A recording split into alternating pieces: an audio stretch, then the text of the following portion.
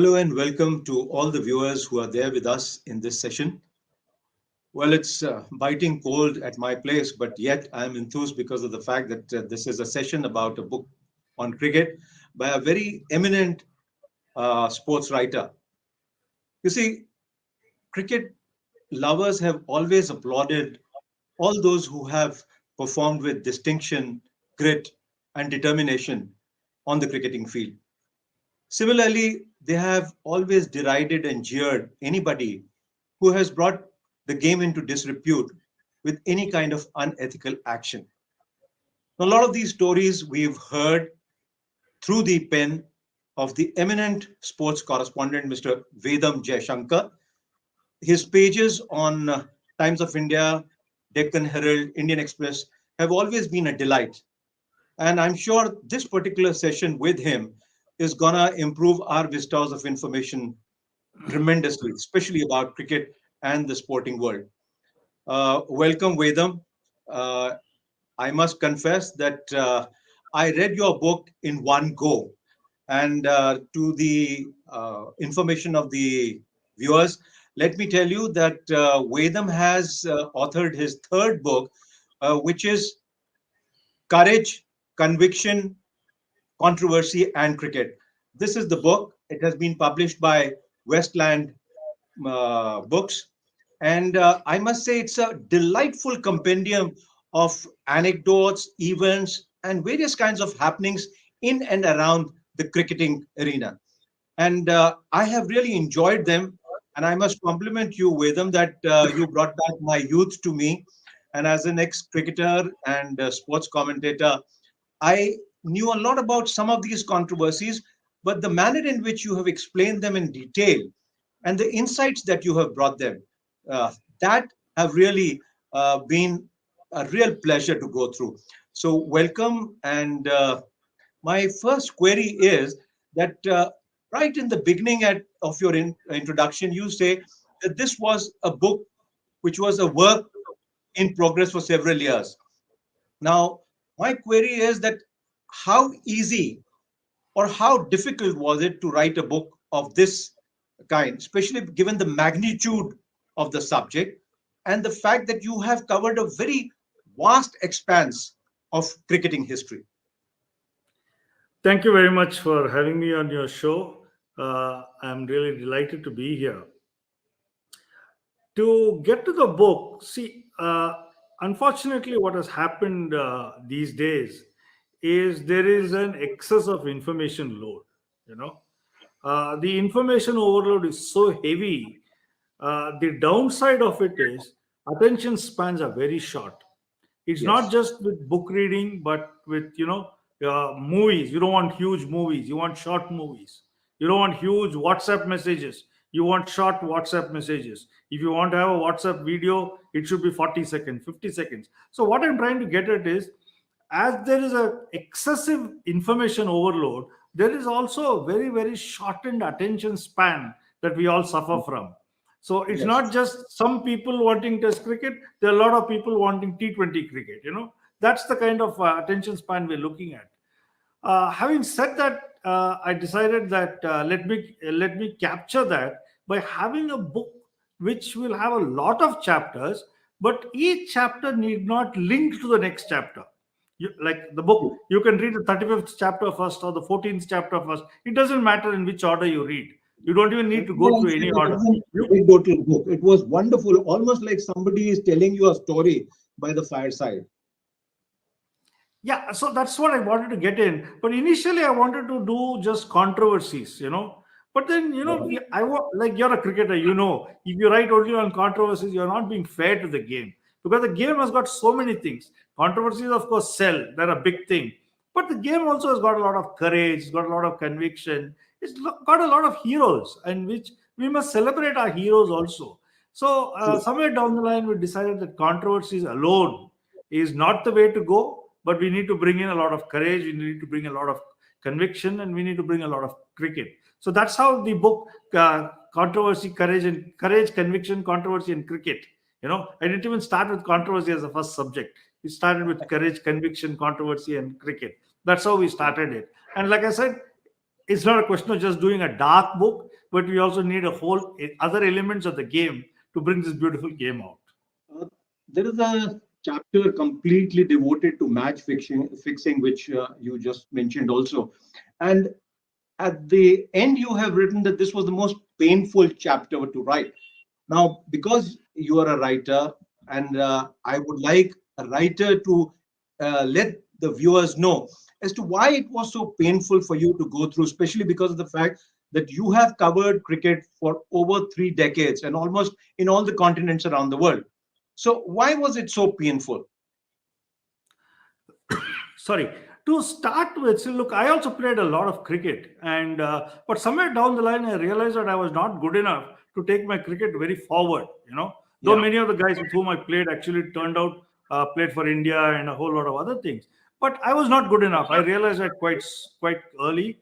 But one of the ways for me to stay attached to the game was through journalism, being part of the media and writing about the game. And I think it was a great pleasure for me, right from the time I left college, to a great pleasure for me to be allowed by my newspapers to go to various countries, various cities, various places to go and cover the game. So I have covered the game right from the under 14 level right up to international level, and I've done it with great passion. I've sat for under 13 games from 9 a.m. till 6 p.m. I knew many of the players intimately. I knew them on first name basis. The kids who later became cricketers and stars. But for me, it was a great joy. Cricket, as you know, it's great fun. When you sit in the ground and cover and go through those various emotions, you enjoy being part of it. So it's not just international cricket; even a lot of domestic cricket I've covered, and I enjoyed it. And having done all that, when you see that somebody is willing to sell their country, for money, for whatever, that is very, very, very painful. I think it's very dark, very painful, and it's really a shame. And you look at some of these names mentioned, they come from such poor, humble backgrounds, and every bit that they are today, everything they are, is because of cricket. Cricket has given them name, cricket has given them fame, cricket has given them everything. But how have they responded? By selling. And that is the sad part. It was really sad. Some of these chaps, I've seen them grow. And, but when you come to the pinnacle of your career, what have you done? You've just thrown it all away. And today you're a shame, not just to yourself, but, to your country, to your friends, to your family. Everybody is brought into disgrace. That's the painful part. I think I can understand that pain because when you are part of that particular milieu, somewhere or the other, when something goes wrong with it and something which you hold so sacred to your heart, then of course it's quite painful. So I can understand that. But can you tell me and elaborate as to when was it that you kind of felt that the things are not exactly moving the right way and there is something unethical which is happening? As a correspondent, as a writer, as an author, can you shed some light on when were the first times that you actually felt these vibes of match fixing? It's difficult to pinpoint one particular instance, but Yes, I can understand that. Yes, yes. some things don't add up. I covered a lot of cricket in Sharjah too, the Sharjah tournament, and some things Yes. just didn't add up. You're seeing a wicket fall, and for no inexplicable reason, illogical. See, the game is, the game. You understand the game. You can get out to Right. a full toss. You can get out to a Yes. lousy delivery. You can get out to so many. But the way people were getting run out, the way things were happening, I mean, you knew that something was up. I couldn't say that it was match fixing, but I knew something was not clean. It was not the game as we saw. I just used Sharjah as an example, but we've seen this in other places also. West Indies for sure. Yeah, Sharjah, like I said, for sure. And yeah, the whole thing, it leaves a bitterness after some time. Initially, you wonder whether these guys have the temperament to play cricket at the highest level, and you think that they are succumbing to pressure. You think they are getting carried away, their emotions are getting the better of them, and they are too excitable. That's what you think initially. But when it happens again and again, then you have your own doubts, and that's what happened. And like I said, it's sad. Yeah. In fact, somewhere around in the Sahara Cup, when I was commentating, and I also felt at times when the cover the extra cover was not there, and somebody who was non-regular bowler coming in to bowl the fifth over and all. I felt something was not clicking correctly. So as a cricketer, I had my doubts, and I kind of talked to some of the people, and then things, as you said, unrolled and unraveled themselves, and we were in for a shock. Uh, you've also seen the IPL from very close quarters, right from its inception. Do you think, because there have always been allegations about IPL being there are matches which are fixed. Now, how far do you think is that far-fetched, or is it somewhere really true that sometimes that these matches are fixed or they are not? What's your view See, about that? ultimately, the game's credibility will be at stake if there are too many upset results. See, upset in sports is a part of sport. In fact, it's one of Yes. the greatest joys in sport that somebody pulls off a victory from the jaws of defeat. It's one of the greatest things. There's no doubt about it. Whether it's cricket or tennis or football or whatever, Yes. the ability of a sport to come from, for a sportsman or a sports team to come from an insurmountable position and get to win is incredible. We know what happened against Australia when Rahul Dravid and VVS Lakshman, what an innings they played. One guy got a double hundred, the other guy got a big hundred. And what was actually, we were supposed to lose that by an innings. We turned it around and won. I mean, that's one of the great aspects of sports that we have to see. So, unfortunately, because the credibility after that match fixing row was so low, so poor, people started questioning all the results, which I think is also unfair because let's enjoy sport.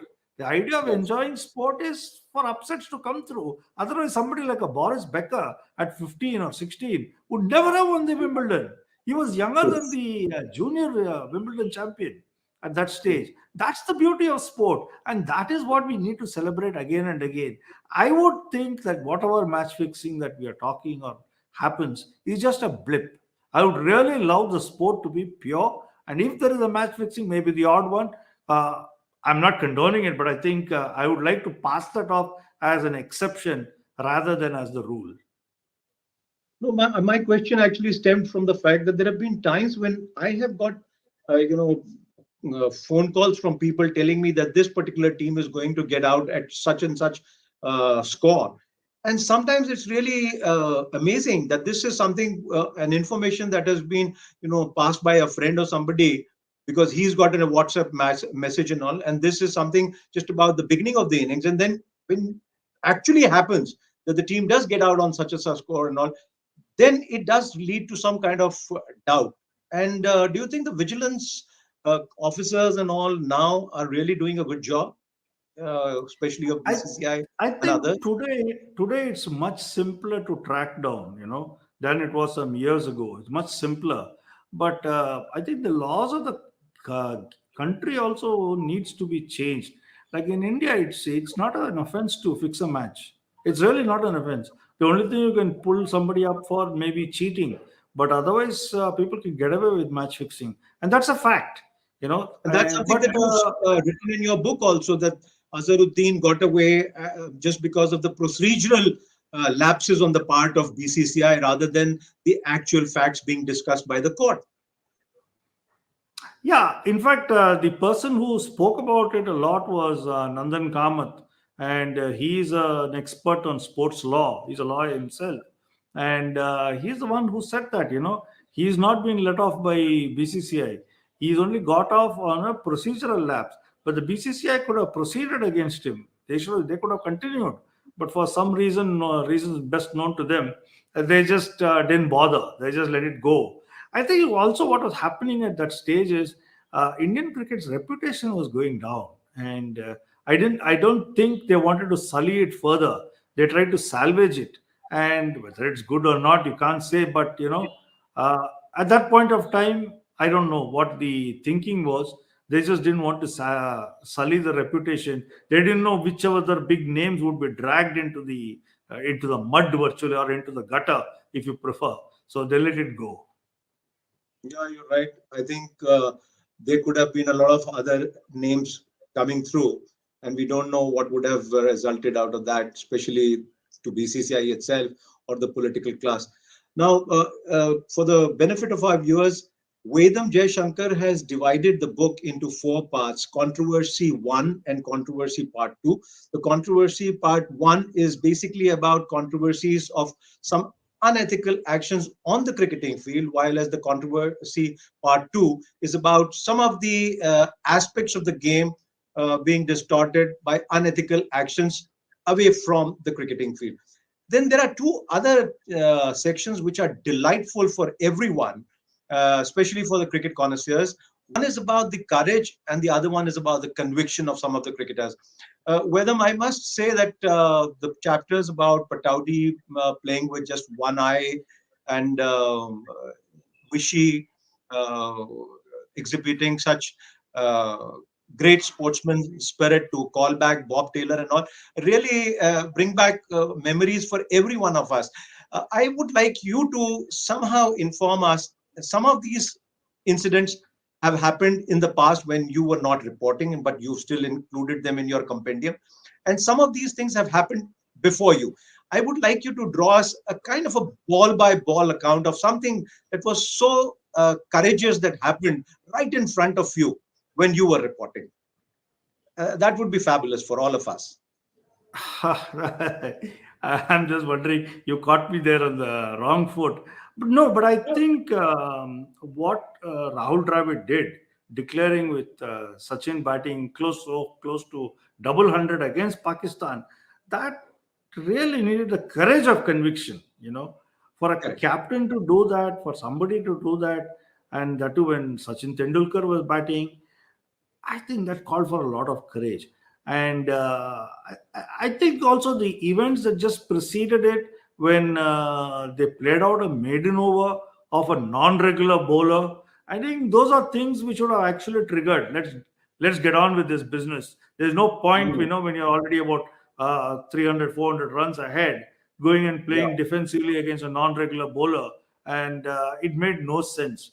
I think Dravid was right in that position, but you needed a lot of courage, like I said, to do what he did. And the fact that we won the first ever time in Pakistan, beating Pakistan in Pakistan, I think that proved that he wanted the team to win rather than any individual scores. I think that was a great, courageous act, and we really should appreciate that. Yeah, I think so. Absolutely. But then on the converse, that if they had lost the test, I think the brickbats would have really fallen on Rahul Dravid. Don't you think so? Absolutely. I don't think they would have lost a test, because I think Pakistan needed some 400 runs and they were not Yeah, capable yeah. of getting No, that. I'm just But talking about if yes, we had. yes, you're right. You're right. That's why I said the courage of conviction. He was convinced that they could win if they had declared then, rather than declaring a little later. Because if a wicket had fallen, then you would have lost more time. And yeah, I think what you're saying is right. He would have got a lot of brickbats, but I don't think that stopped him. Somebody had to take that tough decision, and I'm glad that he took it, because it showed that his heart was in the right place, and somebody needed to take hard decisions. Indian cricket was going in such a way that you were only taking soft decisions. Nobody was taking hard decisions, and we know today with Virat Kohli being the captain, and he's taking so many hard decisions, and that's good. That means he's not pussyfooting. He's saying, yes, this is how I'm going to lead. You want me as a leader, this is how I'm going to lead, whether you like it or not, and that's good. You've written very extensively about the happenings between Greg Chappell and Saurav Ganguly, and how the relationship, which was really very good in the beginning, suddenly soured after some time. What exactly do you think was the contribution of Greg Chappell? Was he a blessing to Indian cricket, or do you see that this was just again a blip which actually derailed the Indian cricket? No, I think he was a great blessing for Indian cricket. If today we are looking at some of these guys coming through, it's thanks to Greg Chappell.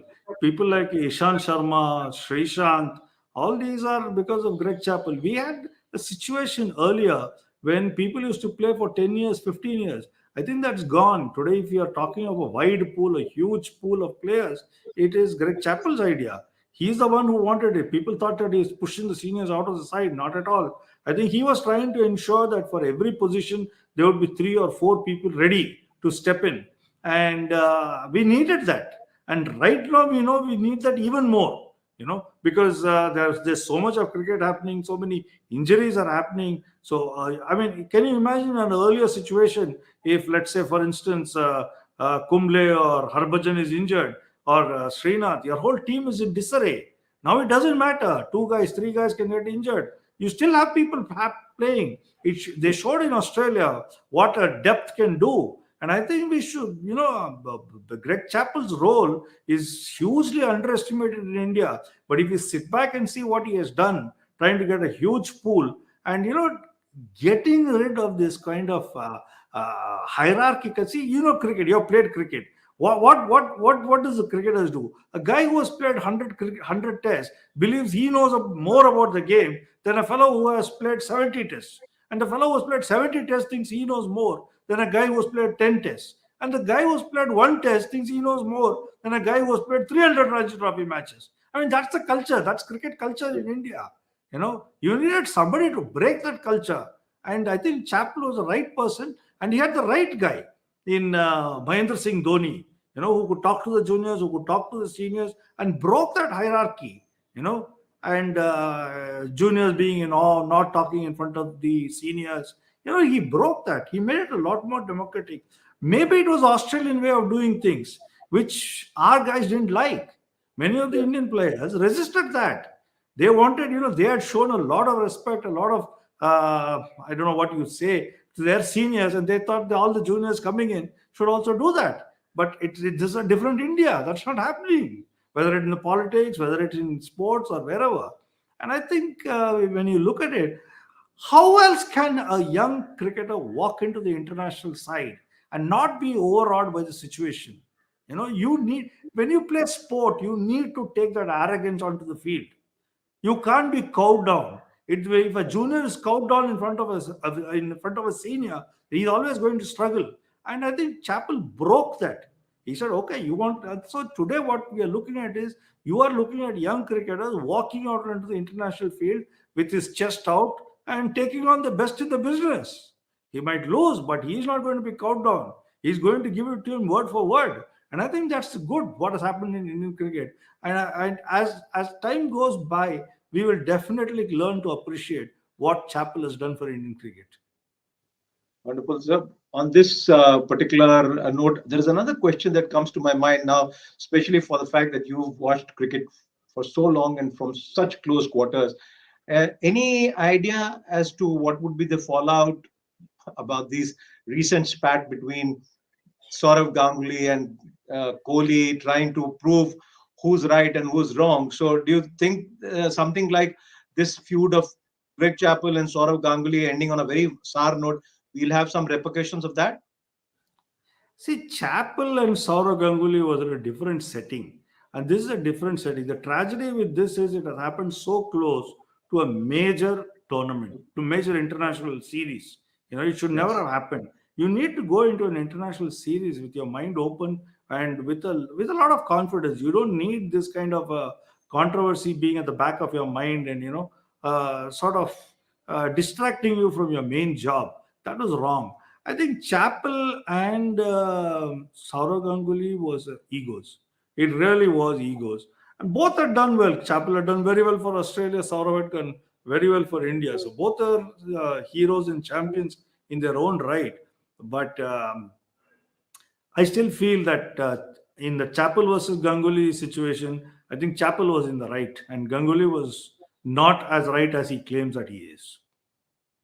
And let's hope for the future of Indian cricket. At least nothing seriously hinders this particular spat between who's right and who's wrong, between the board president and the Indian captain.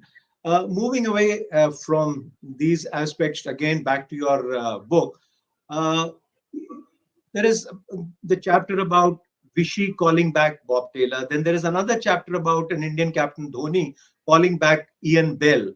Now, am I right to kind of presume that most of these good moral acts are done by Indians and they are the nice guys of the cricket, or do you have something else to offer to us? See, social values and moral values are actually different from one another. And social values are laid down by the team management, by the coach, by the captain. These are like play hard, play to win, uh, perseverance. Tough. Those kind of things. That is the social values. Respecting your opponents. Those are social values. But the moral values, where you play according to your morals, your upbringing, your background, and you decide what's right, what's wrong, where irrespective of what the result is, you will not do certain things because your conscience will not permit it. And Vishy, I asked him, more than 10, 15 years after that. In fact, I asked him recently about that same incident. And then he said, look, that's the way I play. I mean, I don't mind if we lost, but that's the way I played. And when he said that he didn't get a nick, I don't think if we had won, I would have slept easy. He said, I don't mind. And so those are, moral values that he brings in. It's not social values, it's moral values. Somebody else might say, no, your job is to win the match. However possible, you must win at all costs. But will a guy with heavy moral values go and win at all costs? I don't think so. So if you're going to choose a captain, you decide how you are going to handle. Do you want a captain who will bring his moral values into the game, or do you want a captain who will win at all costs? If you're going to win at all costs, you will get a Hansi Kronia, that's for sure. And, Sure. are you prepared to get a Hansi Kronia? I don't know. Pakistan, they look at Pakistan's situation. Right. Once the ball tampering was finished, once the umpires caught hold of the ball, once they are neutral umpires, they're not winning as much as they used to. Earlier, with the ball tampering, they used to win everywhere, whether in Australia, New Zealand, wherever they played. They used to tamper with the ball with all sorts of things and win. But that is the value system that they come from. They thought that was being great. But now that has been caught out, you're not allowed to do it. They're not winning as often as possible, as they used to, sorry, as used to. And now they're just what, I think they're fifth or sixth in the table. So that's the thing that the board has to decide what sort of person it wants as a leader. True. Well, very well said. I think the gesture on the part of Vishy and Dhoni and all certainly brought laurels to the whole of the country. And that's what we all stand for. But in the light of the same, do you think the Australians like Steve Smith and David Warner and the youngster, did they get adequate punishment, or do you think the ICC should have been stricter in the ball tampering event that they were caught? See what has happened to Steve Smith. Yes, he took moral responsibility for that ball tampering incident. Australia stripped him of the captaincy. They stripped him of the captaincy and they grounded him. I think he was banned for 1 or 2 years. He was grounded. Yes. He lost his IPL contract. He has not been the same player after that. He has not been the same player. He may still be playing for Australia today. He might even end up leading Australia, but he is not the same player that he was before that. Right. Before that, he was virtually an invincible batsman. And I think that's hit him very hard. And I like it when, teams come down hard. Australia's come down hard on Steve Smith. What's his name? Bandicoot, Cameroon. He's not even to be seen anywhere. David Warner has also suffered a lot. He's suffered a lot. He's lost his contracts. He's lost money on that, and he's coming back. And none of them are the cricketers they were. So I think in a way there's been great repercussions. It has happened, but I'd like to see these kind of reactions like the Australians took against them, against their players, by some of the other teams also. We've reached a situation where some teams can get away with whatever they do, whereas others suffer a lot. So again, like I said, it depends on the local, their boards, their institutions. If their institutions want to stand by them and ensure that they will play by certain values, very good. World cricket would have been helped a lot. But there are certain institutions in certain countries which want to win under all costs. We've almost come to the end of the session, but I can't resist the temptation of one last question, especially stemming out from your thing about the harsh punishment given to. You've also written in your book that there are times when people are playing within the rules of the book, the rules of the game, and and yet some of the actions on the field are not clearly liked by people. And I'm referring to the run out at the non-striker end by a bowler like Ashwin. Now, I personally feel that this is absolutely within his domain and within his right to do that. But why do people get so uppity about it? So, what exactly do you feel? I know your viewpoint from the bow, but for the benefit of our viewers, I'd like you to state that on camera as to what do you think when Ashwin did that run out. Was he correct, both ethically as well as within the laws of the game? See, the laws of the game have changed. That is what people are not aware of. The laws of Yes, the game have exactly. changed, you know. That's why I And asked this they, question. sorry? That's why I asked this question from Yeah.